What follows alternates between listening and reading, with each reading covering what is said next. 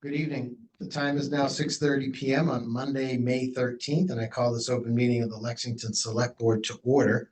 This evening's meeting is being conducted in a hybrid format via Zoom. Members of the public can view and participate in the meeting from their devices by clicking on the link posted with the agenda. Please note that this meeting is being recorded. We are also being broadcast live for future on-demand viewing by Lex Media. All materials provided to members of this board are also available to the public. Members of the board are in person this evening. I'm Doug Lucenti, the Select Board Chair. On my right is Joe Pato. On his right is Vice Chair Jill Hay. On my left is Susie Barry. Select Board member Mark Sandine is unable to join us this evening. Joining us from town staff is Town Manager Jim Malloy. And joining us remotely this evening is Select Board Executive Clerk Kim Katzenberg. Is Ms. Axtell? Jim. Oh, Ms. Axtell is not joining us this evening. Okay, today we're having a working session of the Select Board, therefore we will not be having public comment. However, members of the public can always feel free to submit comments in writing to the Select Board via the town website. Colleagues, our consent agenda this evening has 5 items on it. The first is an application for a one-day liquor license for Eastern Massachusetts Association of Community Theaters for Carey Memorial Building, the annual Dash Gala and Awards presentation. Second is an application for a one-day liquor license for Thomas McLaughlin, which is having a memorial luncheon at the Lexington Community Center at 39 Merritt Road. Third is for us to approve the Tucker Ave Street acceptance order of taking.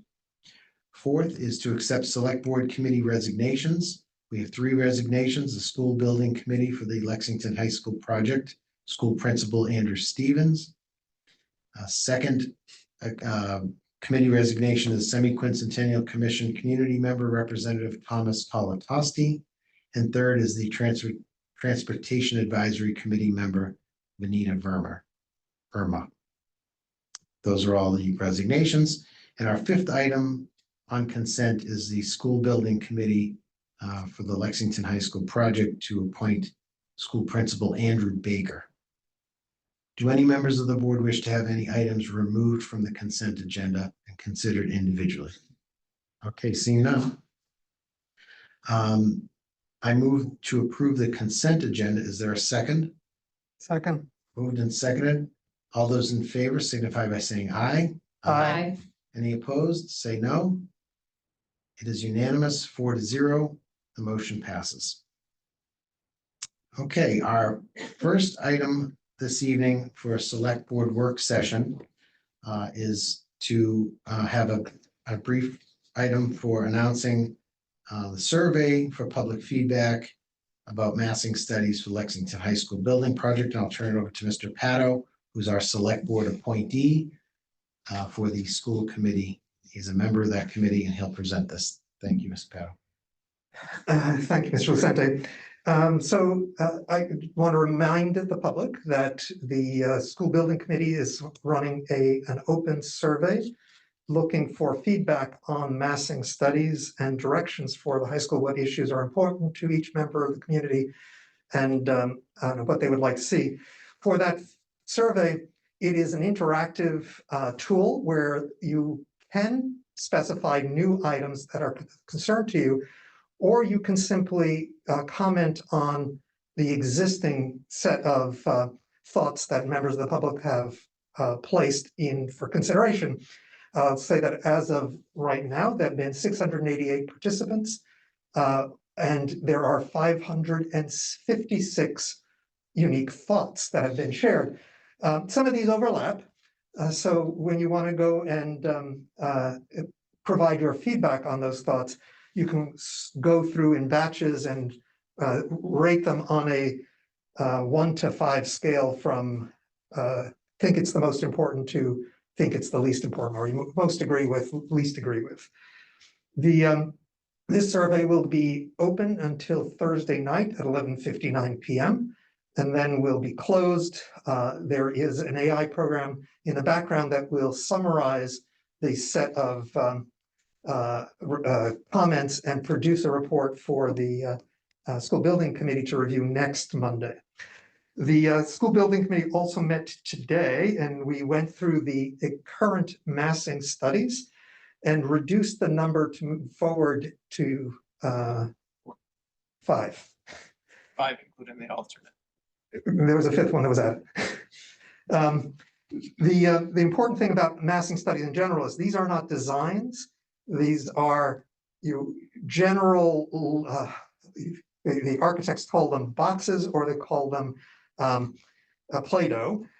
Essentially, it is the different functions and that they've accounted for them in adjacencies and the like, but it's at a very gross level. There are shapes that they put in, but those shapes, like whether or not it's a straight bar or a curved bar in the building, those are all actually to be decided much later. It's more of a, this footprint can go in this general direct area. And the important questions are things like, how important is it to preserve the fields where they were and reconstruct them where they were if there's any need after construction? Or does the building go on where the current fields are and the fields get reconstructed somewhere else, like where the old building was or where the old parking lots were? So when people are looking at this, they really need to take a look at this as a early set of choices. Is it closer to Worthen Road? Is it further away? The traffic patterns, while there were some suggestions of what the traffic patterns would look like, those too will be actually dealt with in later phases of design. And we are hearing a lot of feedback on concerns public have on what the traffic patterns might look like. And that's all being incorporated by the architects for how they will lay it out in actuality. So the important thing is, go look. The URL is, or the tool is accessible from the homepage of the high school building project. That high school building project is Is it lhsproject.lexingtonma.org? It is indeed lhsproject.lexingtonma.org. And you can connect then to the thought exchange system from that page and do so in the next 2 days, so that by Thursday night it will close. Ms. Barry? There's also a link to that off the front page of the town webpage. But Mr. Pato, can you tell us which 5? That's my question. Which numbers out of the 5? So there are 2 ad renos, so that's a renovation and addition. There are 2 new or actually 3 new construction. And one of the addition renovation projects, there is a variant of it, which is all new construction, not preserving anything, but that is to be thought through.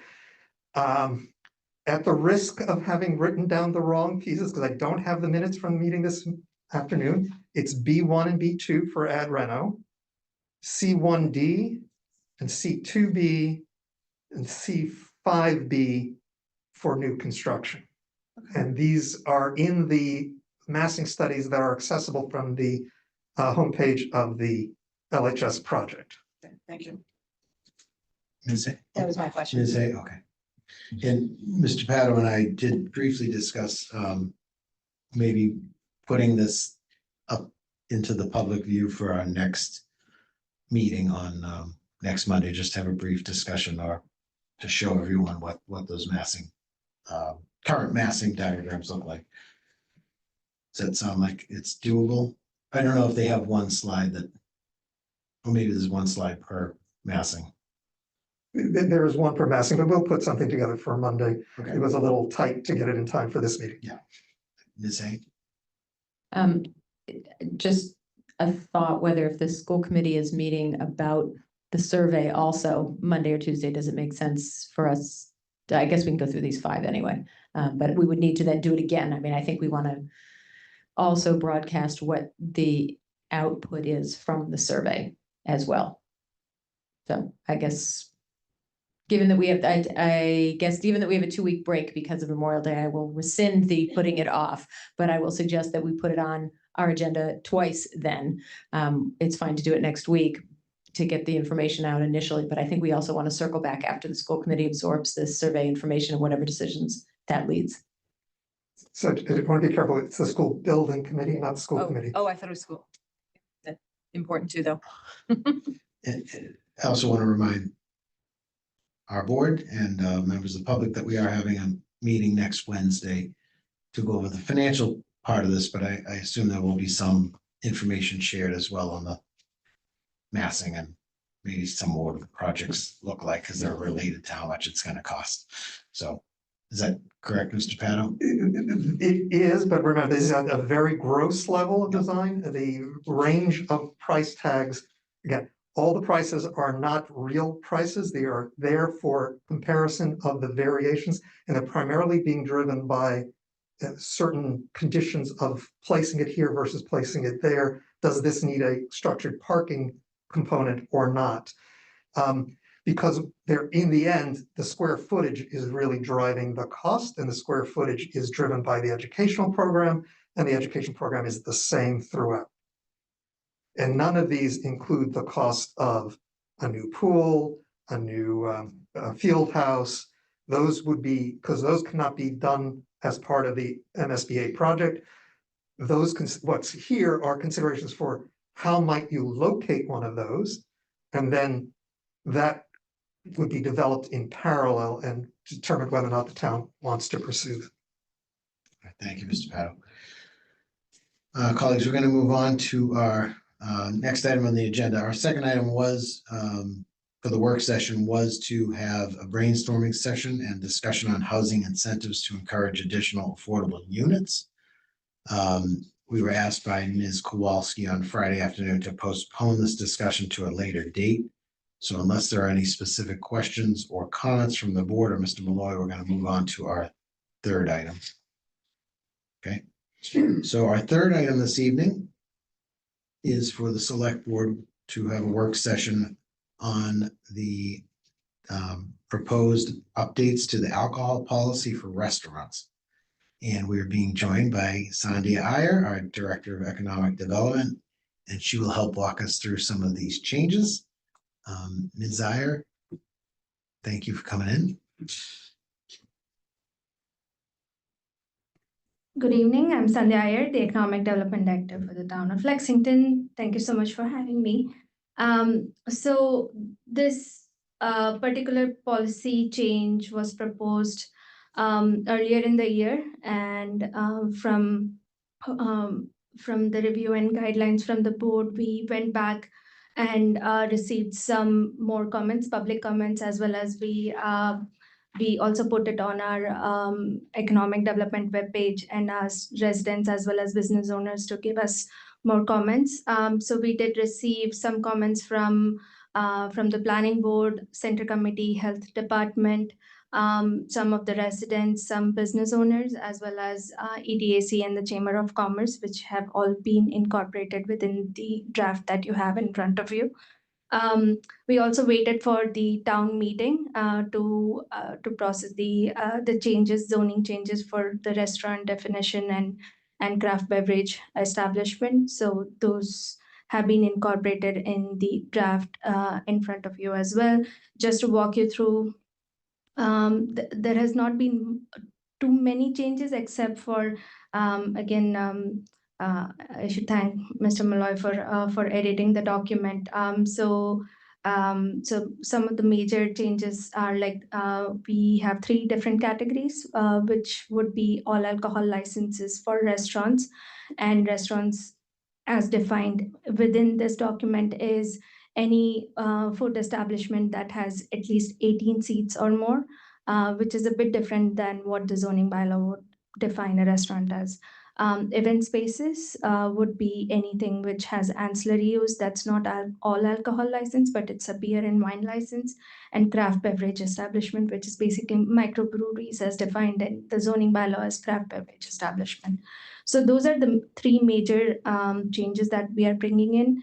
Some of the residents and business owners also had comments about bars and having more alcohol license or more easier process for temporary liquor license. But again, this policy change is not regarding bars or the or temporary licenses.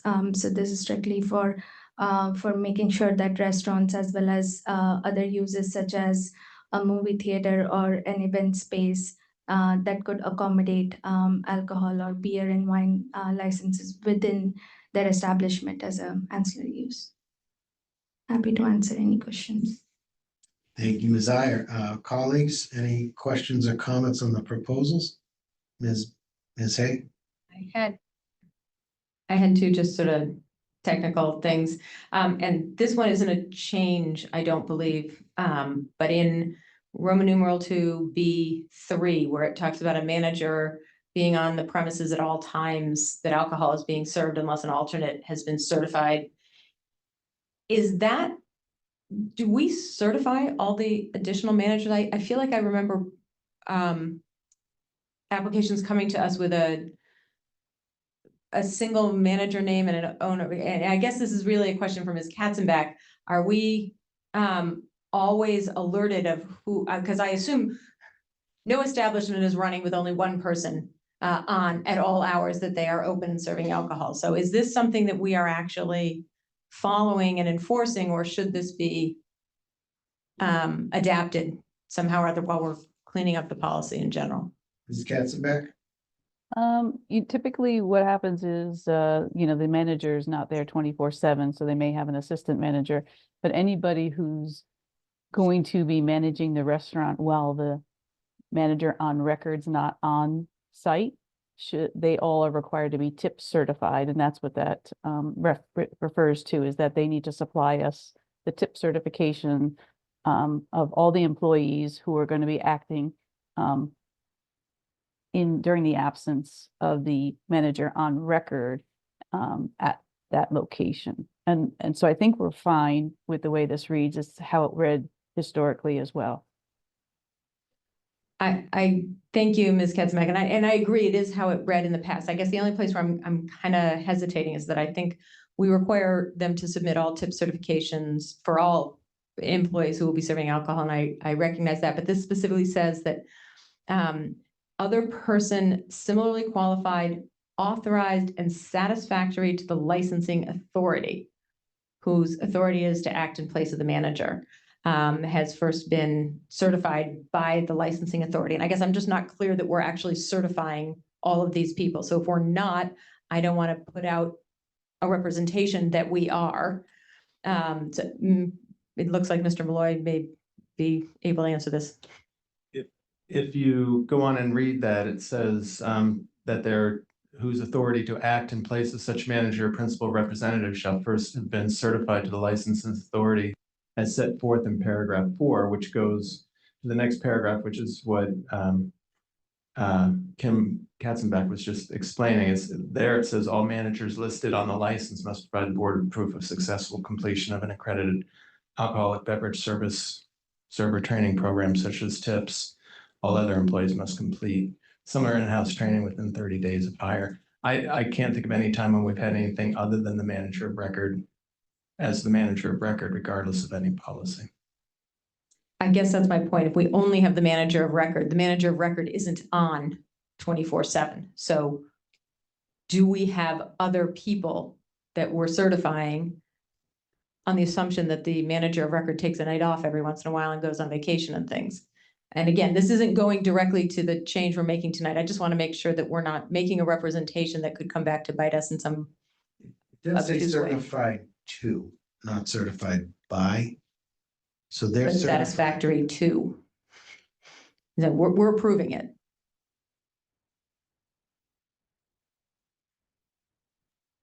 Mr. Lucente, I was going to say the same thing. That word "to" means that they have provided the required proof that they have tip certification and they're qualified to be on site when to be representative of the manager on record. And I think I hear what you're saying, Ms. Hay, but we are not certifying. They're certifying to us by providing us their tip certification that they are trained in serving alcohol. So I don't want us to get too far down the road. I guess where I was getting hung up on wasn't that we were certifying, but that we're saying it's satisfactory and that we're okay with whoever has that authority. But I'm going to ask, if I may, has Mr. Makaris has looked at this, and I'm going to if this is standard language that he has approved, I will withdraw my objection, just note my concern that I want to make sure we're not. Well, we're not voting on it tonight, so it's a good topic to bring up. I think it's worth getting his set of eyes on it. He was involved with the bylaw changes and he should be, giving this a once over. It's an important policy, so. Mr. Lucente, Yes. town council actually drafted this first one by making some edits to our original. But to Ms. Hayes, it's worth asking him again to make sure that that language is appropriate, that he carried forward into this one. All right, thank you. We'll proceed on that way, and then if there's changes, we'll bring them forward, hopefully when we're ready to vote on this. Thank you. Otherwise, I think it's great. Thank you. Any other comments from members of the board? Okay, the only couple comments I have are, one, we don't really have a red line from a before and after because we've changed this drastically. So I know that red line would be hard because it was almost rewritten completely, but there was, in the old policy, there was a discussion about fast food. In the new policy, there is no fast food. So it was just a little hard to determine what changed with our policy from today, the 2010 policy, to the future policy. I'm not saying anything's wrong with it, but I think just from a transparency and what's out and what's in, maybe it will be too long of a red line document, but it may be worth just seeing a copy of that for our eyes. I was trying to go through it myself, but it was a little challenging. Mr. Pato? So maybe rather than a red line copy, just a summary of here are the sections that changed and how they changed, because it is so different. The red line is hard. But the substance changes, we know what they were. Things like fast food went out because zoning eliminated that. It was no longer anything for us to touch base on.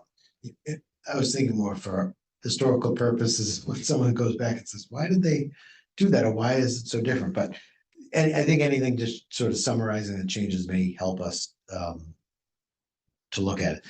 The other sort of open item in my head is we have multiple policies. We have package store policies. We have, this, which used to be called restaurant. So I think when we retitle this, we need to use a title that is equal to what it's actually doing, because we don't want to call it restaurant because now it's not technically restaurants anymore.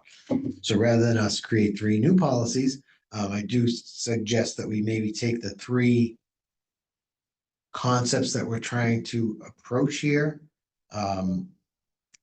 Restaurant, event spaces, and craft beverage. Maybe it's those 3 that become the name of the policy. At some point, our board may say, do we really need 3 or is it 4 policies? Could we end up at some point putting this in one document? I'm not recommending that we do that tonight or suggest that we try to put this into one policy, but I do think when we're looking for what's a select board alcohol policy, it's easier if we just had one document to look at. Ms. Katzenbach and we have had that conversation because it apparently we have too many different policies it makes sense, but drafting everything under alcohol policy would make sense, but that's a longer term goal. Let me put it that way. I just wanted to point it out that the name needs to be sort of consistent, I guess, with what we're doing. And we definitely don't want to do that today. So are there any further questions or comments on this from the board? All right, thank you so much for all the work that went into this and the town meeting articles. I think this is a step in the right direction, and I'm excited to see some of, I think we all travel to other parts of the world, and it's interesting how different views on alcohol and how it can change vibrancy in some areas. So we're going to move on. Thank you, Ms. Iyer.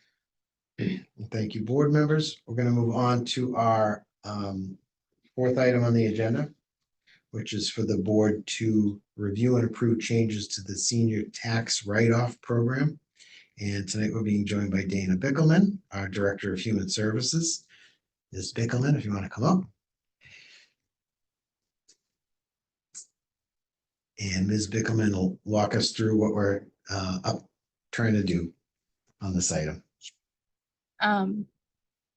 So this was brought up during town meeting when the Appropriations Committee was talking to me about Article 6, and it was mentioned and noted that the hourly wage needs to be increased to $15 an hour.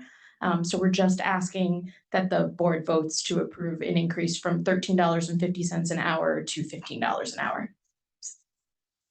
Thank you, Ms. Bickelman. Colleagues, are there any questions or comments on this? Ms. Barry first, and then Ms. Hay. We just need to make sure that the regulation gets updated because it hasn't been. It still says $11 an hour.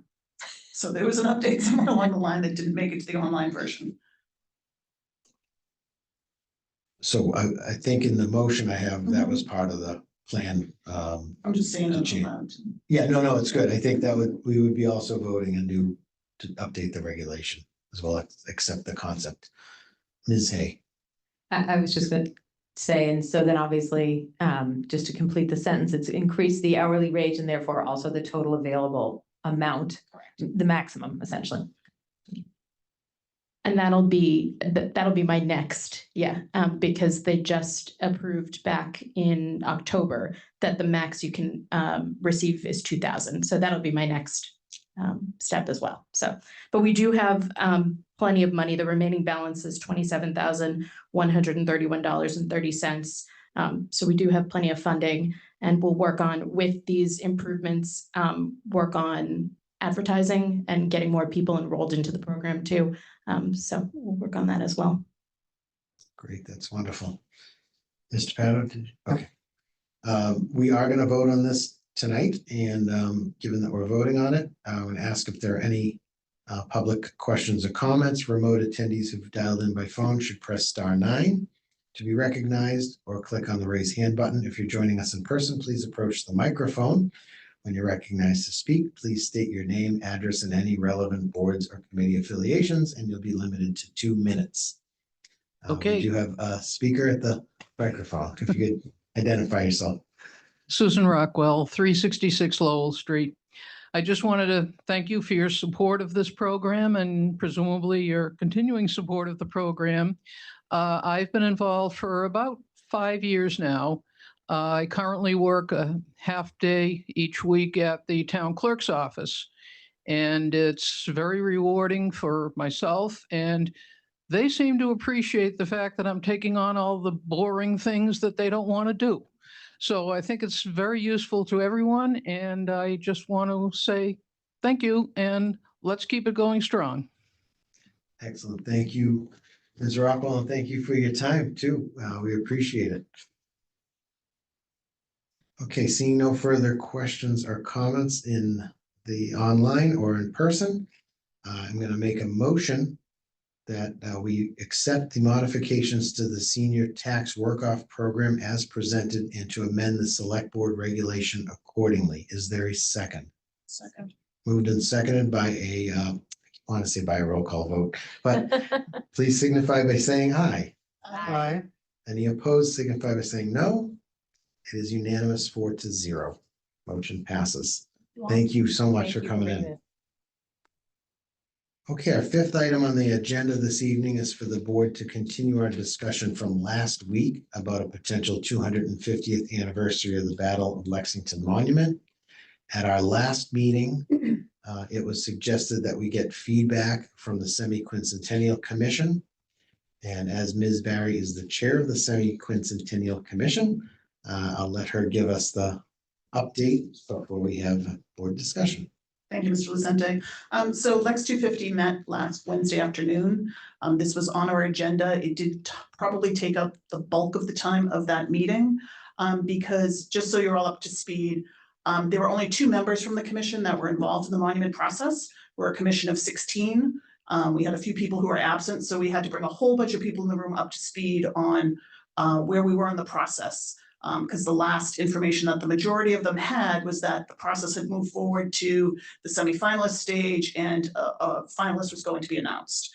So that took some time, and there were a lot of different concerns raised and other things that we discussed. But you'll see in the packet the 4 things that the commission came back with is that the commission is still very much in favor of a privately funded monument to commemorate the 250th anniversary of Lexington. The majority of the commission's location preference would still be to have it in Belfry Park. There was a good deal of conversation about it, feeling the need for due to its relevance, to be close to the Battle Green area. We did have some conversation about potentially putting it in Antony Park. Ms. McKenna was there to express her suggestion that perhaps it could go in Antony Park. I guess there's a space in the center of the circle area where something might be appropriate. So we did talk about that a little bit. But the bigger concern, or what became one of the bigger concerns from the commission, is now that MAPC has completed their contract and stepped away from this process, if this were to continue, who exactly would be managing this? The commission wanted to make sure that the board was aware that the commission has spent, I think, slightly over $30,000 on this process. None of that came from the donor's money. The donor's money was all in its entirety going to the artist to develop and build whatever sculpture it was going to be. So there was some concern where our finances, as you know, are somewhat tight of how are we going to move this process forward and who would be doing that. And then I know there was some, the offer was raised by the donor that he'd be willing to bring the artists in to look at the site. And the commission had a very kind of robust and lively conversation about that and determined that, excuse me, they were not in favor of that. They felt that one of the finalists, I guess, had come to see it. Again, it kind of got a little bit to uneven playing field, and the fact that the commission was still a little bit stumped as to if the call to artists said the monument should be placed in either site A or site B, as we had approved, why was there one that got all the way through to the end that basically took the whole place? So they were a little bit confused about that. I was not part of the selection committee, so I couldn't answer those questions. The only meetings surrounding this that I attended were the kind of weekly work, kind of behind the scenes work group sessions that Mr. Malloy and Mr. Lucente was in on with MAPC. So I was kind of at a loss to give them the entire story because I don't myself even have the entire story of what happened at the selection committee.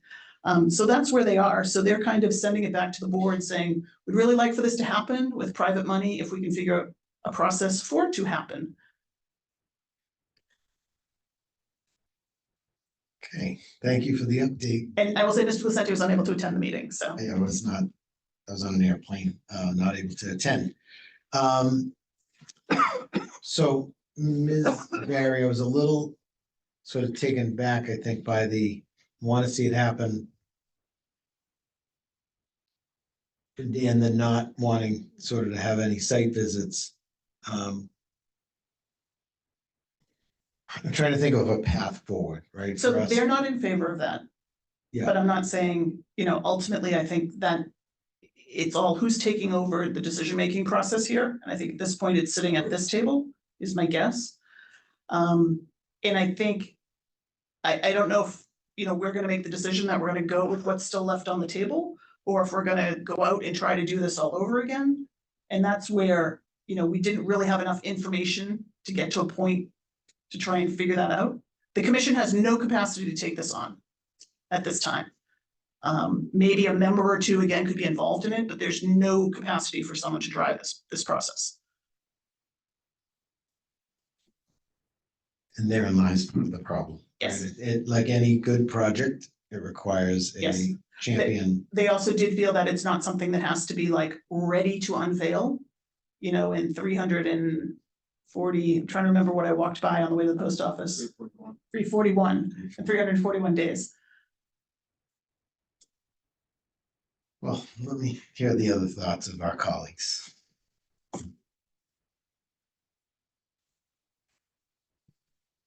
So, I completely agree with the sentiment that there were parameters for site A or site B, and I was a little surprised that we got to the finish line with something that didn't fall within those parameters. So I'll agree with the commission on that one.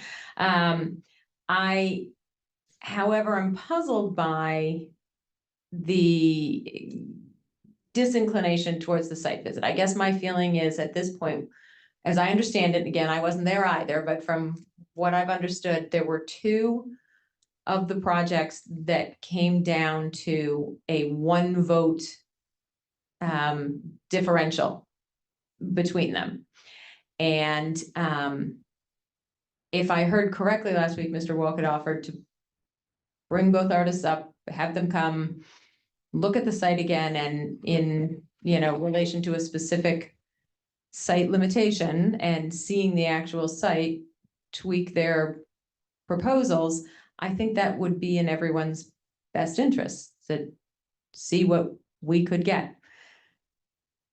Because I agree, I would like to see this move forward. I would like not to go back to the drawing board. And I guess that's sort of my gut reaction at the moment.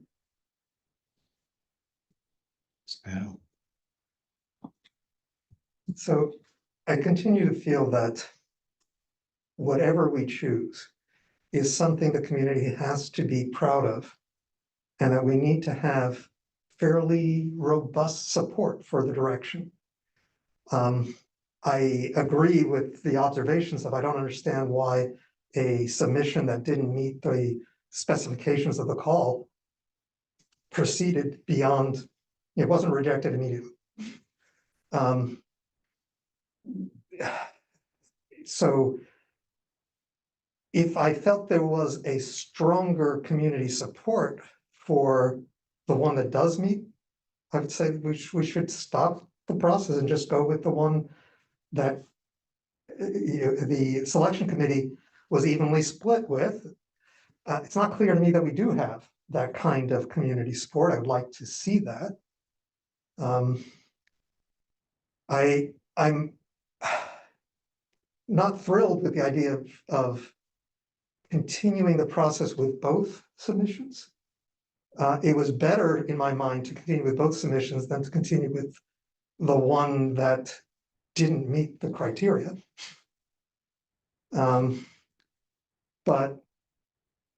I'm, I think it's going to end up falling on our shoulders to shepherd this. I agree that this does not need to be something that's unveiled in just under a year. But it's also what is it that we are commemorating? We're not commemorating the 250th anniversary, right? It's something that needs to be an important commemoration of the community's values of what happened here 250 years ago and how the community has evolved, reflected on, etc. So if it's not ready, it's not ready.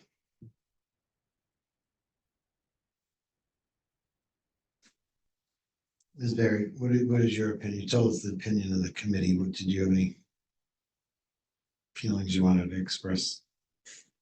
No. It's a loaded question. So as I said last week, I really would love to see something happen. Okay.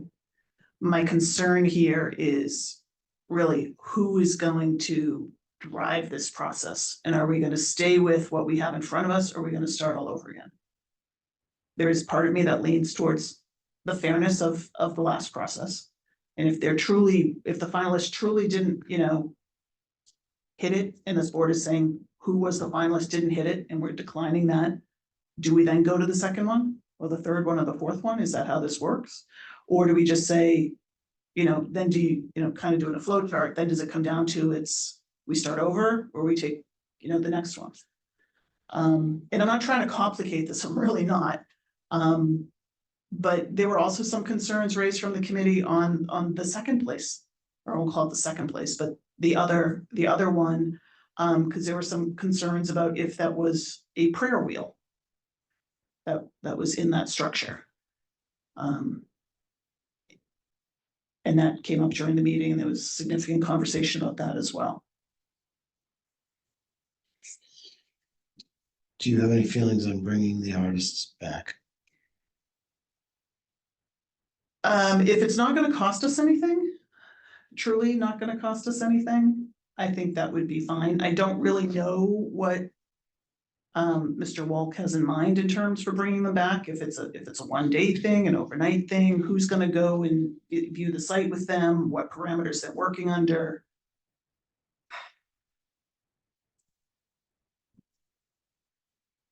if we bring them back, is it to refine the existing submission, or are we opening for them to come up with very different ideas? And that's my question, because then aren't we starting all over again? And then why are we just starting with 2?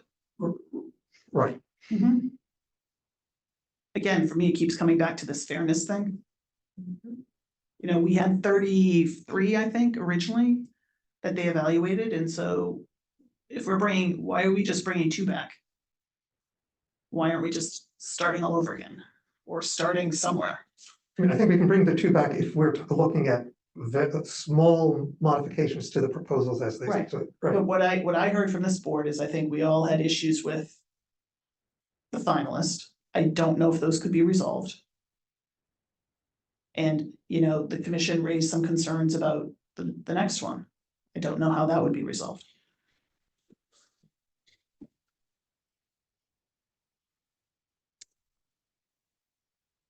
Well, we did hear from the artists of the alternate, who said that they were certainly looking to modify to meet our expectations, which to me doesn't mean starting over. It does sound like making modifications to address particular concerns. And I think that I would be comfortable with that, and not feel that we needed to go back to all 33 to be fair. I think, and I know that I was the one who raised originally the idea of, you know, modifying the finalist alone as being an unleveled playing field. But I feel like where there were 2 that were so close, essentially in a tie position, and I'll reserve for a moment further comment on whether the one finalist should have even been allowed to get to the end. But since it did, allowing a modification of each of those to fit our parameters, I think would be acceptable. Yeah, I will say to Mr. Pato's point about community support, when I was reading the assembled comments that came back, because there were anywhere from 4 to 6 pages for each of the semifinalists of comments. I don't know if you've all seen those. The comments surrounding the second one were overwhelmingly positive. Just to answer Ms. Barry's question, no, I don't think I've seen the formal ones. The only ones I was able to access were the social media. And the social media comments, I think, follow that same pattern. I'm not sure what to call it, but the one that there's some confusion about a prayer wheel had largely positive comments, whereas that wasn't the case for others. Correct. But there was a lot of on social media, and social media, of course, is something you have to take with a grain of salt. There were a lot of negative comments in general, which is part of what raises my concern about making sure we have. And there were in community the support. pages of assembled comments that were submitted through the website. Yeah. I mean, if you want to bring them both back, bring them both back. I mean, we need to find a way to move something forward, or just say we're not doing anything. And I think not doing anything isn't the right way to go at this point. I think, you know, if the artist is willing to look at it and make some modifications, I think maybe we just try that, see what comes back. I would agree with Ms. Berry. I guess the only question that I have left in my mind is whether or not it is both, or frankly, whether it is the one of the 2 who met our initial criteria. Good question.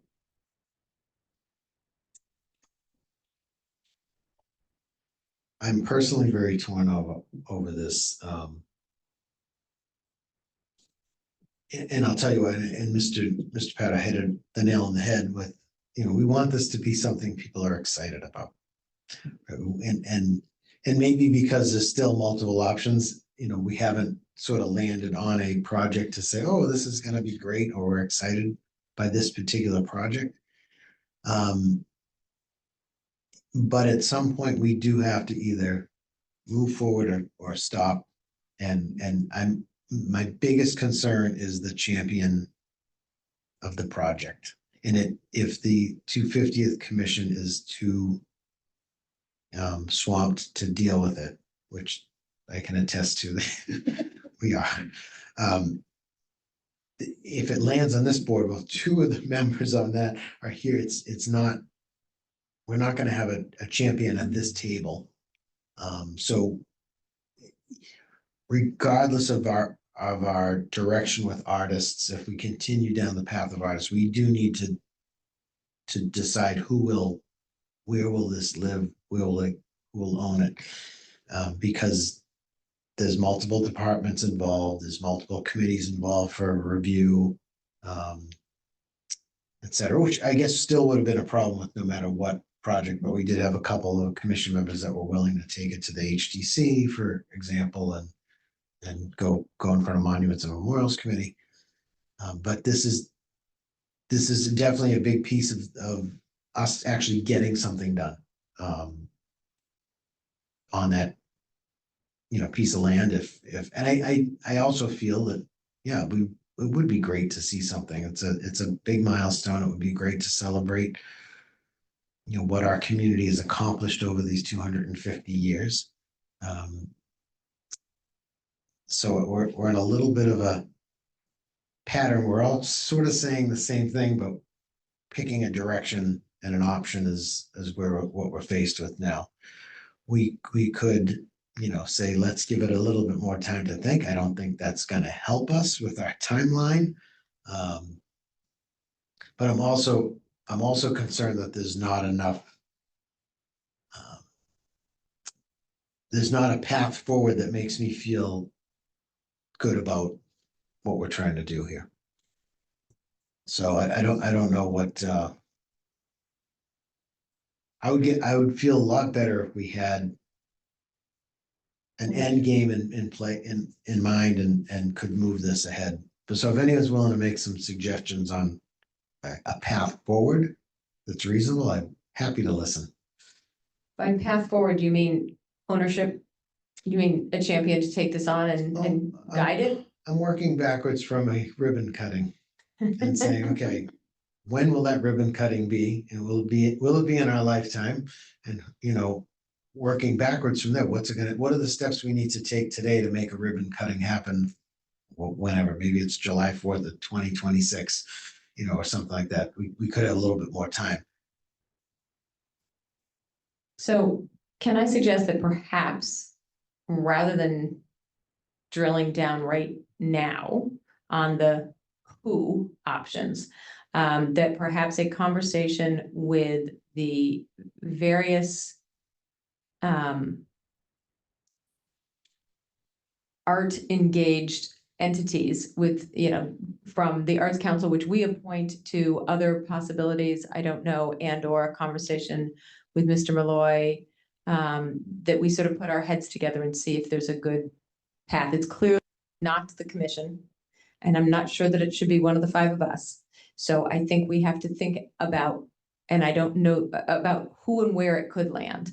And I'm not sure that it's a productive use of time to stand here now and just, sort of bat names around. So I think maybe that's a conversation that could be had in an interim, but I would not want to see the project falter while we do that. I guess my feeling is if we're all willing to see a possible return and modification, then that should move forward. And if we want this to happen, we will find someone to lead it. This is a community that gets involved and puts its hands in.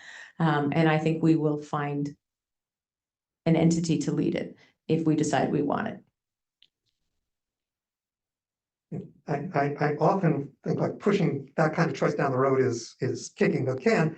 But in this case, I agree with Ms. Hay, in part because if we can't find a champion, this isn't worth doing. Right? There isn't enough support in the community. There isn't somebody out there who really wants to move forward. So we can take that as the short-term task. I also think that, ultimately it's a decision we all five of us need to be in a meeting for, so we shouldn't make any hard decision tonight.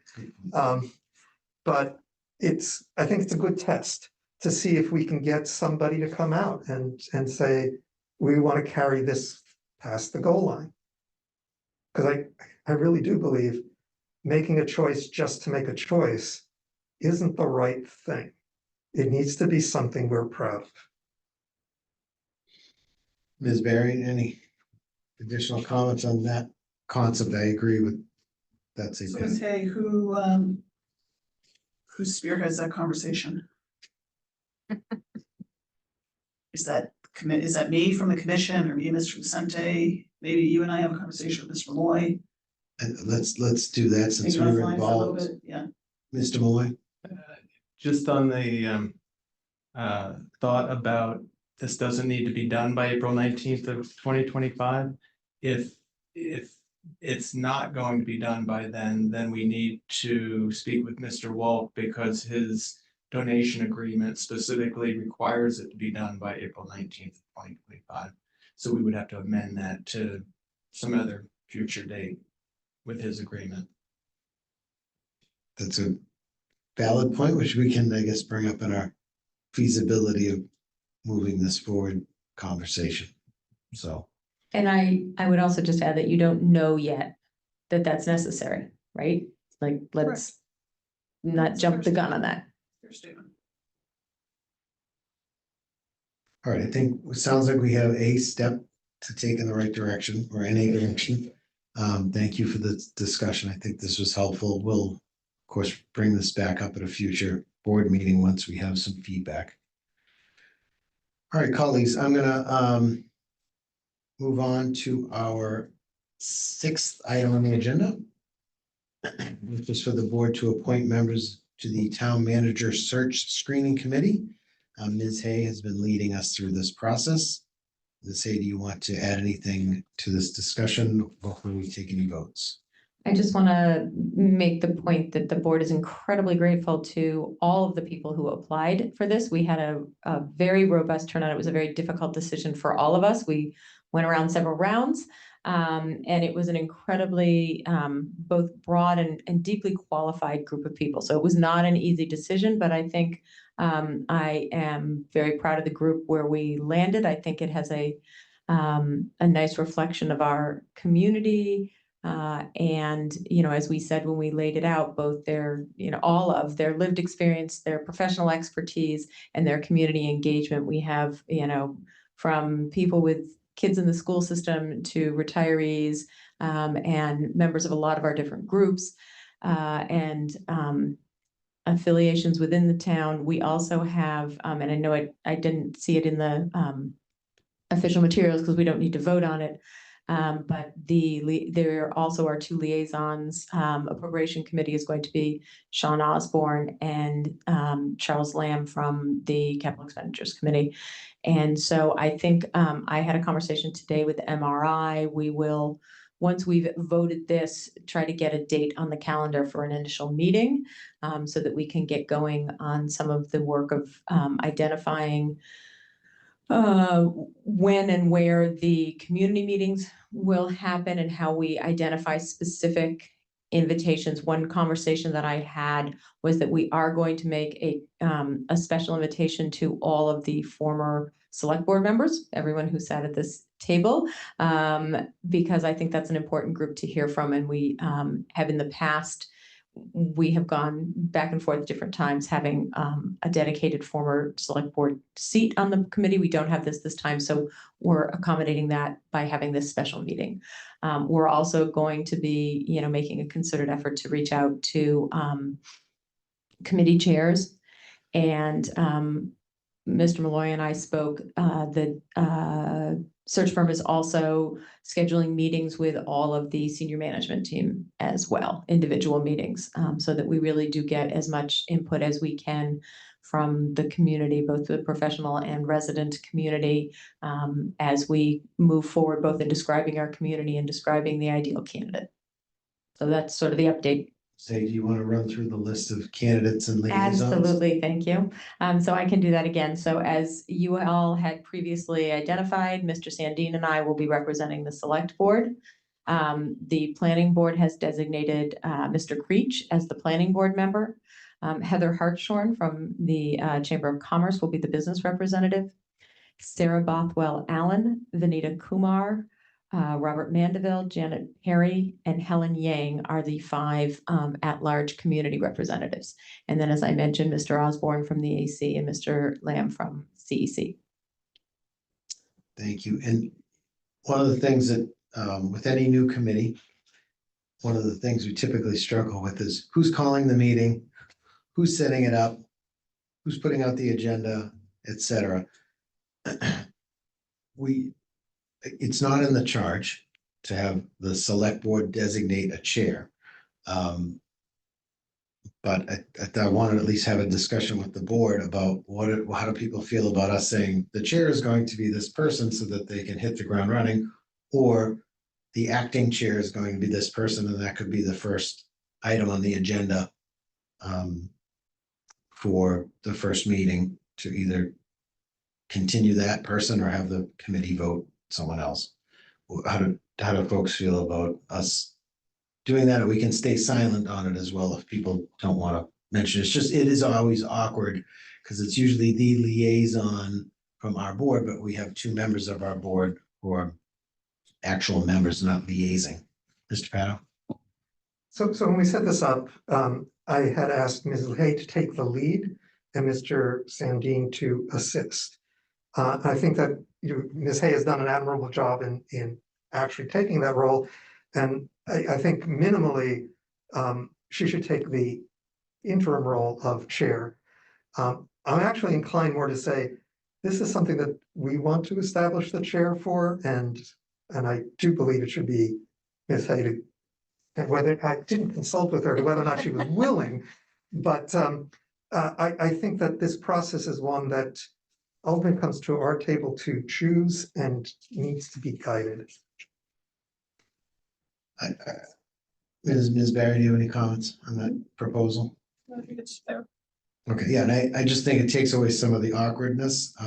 In the past, just looking at old, I was thinking about this earlier today, looking at old committees, we've had different members on the committee doing it, but to be frank, a lot of the work is actually done by the consultants, so that it's not the biggest lift, but it is important to have someone guiding the committee along and managing that. So Ms. Hay, what are your feelings on the chairing part or acting chair or what? I'm happy to do that. And I'm happy to keep doing, what I sort of established a relationship with the MRI folks anyway, just in getting us through this stage. I note that last time we did this, Ms. Katzenbach provided sort of the minutes. And if I can rely on her again, Ms. Katzenbach, putting you on the hot seat, for help with agenda filing and things like that. I think I'd be happy to do that. Yes, they can work offline to coordinate something. Thank you, Ms. Katzenbach. All right, so if there's no further questions or comments from the board, is there anything else anyone wants to talk about for this, establishing this committee and the membership? Okay. So I'm going to make a motion. I move to appoint the town manager to the town manager search screening committee. The following members: Jill Hay, select board member; Mark Sandine, select board member; Bob Creech, planning board member; Heather Hartshorn, business representative; Sarah Bothwell Allen, community representative; Vinita Kumar, community representative; Robert Mandeville, community representative; Janet Perry, community representative; and Helen Yang, community representative, for a term set to expire upon the submission of a list of recommended finalists to the select board, and once the work of the committee is deemed complete, and further to appoint the members of the town manager search screening committee as municipal employees, and further to appoint Jill Hay as chair of the committee. Is there a second? Mr. Pato? Second, but special municipal employees. What did I say? You just said municipal employees. They're not highway. What's our salary? I'll amend my motion to be special municipal employees. Thank you for catching that. Second. Moved and seconded. All those in favor signify by saying aye. Aye. Any opposed, say no. Okay, hearing none, the vote is unanimous, 4-0. Motion passes. Thank you so much. All right, our 7th item on the agenda this evening is for the board to discuss and approve a parklet location on Massachusetts Avenue. Mr. Malloy will lead us in this presentation. And Mr. Muller, I don't know if Mr. Pinsino is available or I on the believe call. Mr. Pinsino is, and Ms. Iyer is here as well. All right, excellent. Ms. Iyer, if you want to come up, if you want to add anything, and Mr. Pinsino, Ms. Katzenbeck, if you could allow Mr. Pinsino to speak. And Mr. Muller? as the board is aware, through the use of ARPA funds, we purchased a new parklet. And so we're in the process now of being ready to install that. And so we've taken a look at some locations, and final location that's being recommended, we're recommending that it remain, from what I can tell, is the southwest side of the street. I always think of that as west, but according to the compass on my Apple Watch, it's southwest. Keep it on that side because the sidewalks are a lot narrower and they're not really conducive to sidewalk cafes as they are on what would be the northeast side of this of Mass Ave. And so I've included just a copy of the last vote. Believe it or not, the last time we put it out there was in 2019 because the pandemic happened in 2020, and so we didn't put it out. And then we purchased a new one, and this is the first time that we are putting it out in the last several years. And so Dave Pinsino and Cynthia Iyer met with the center committee on May 9th, and they voted unanimously, right? To place it in the general area of where the Avenue Deli is, which is 1806 Massachusetts Avenue, but somewhere in that general area in consultation with the DPW director, in consultation with the town engineer, so it might move from one way or the other. The motion that the board approved in 2019 was basically to approve the installation of the parklet from the first week of May through the end of October for 2 consecutive years in 2 parking spaces on the southwest side of Mass Ave, and to authorize the town manager to review and approve the final location and notify the board of any substantive changes. And so that's the recommendation at this point in time. Thank you, Mr. Malloy. Ms. Iyer, anything to add? I believe Mr. Pinsino and Mr. Livesey met and did a walkthrough this morning, and because the bus parking is moving towards the Waltham Street as well.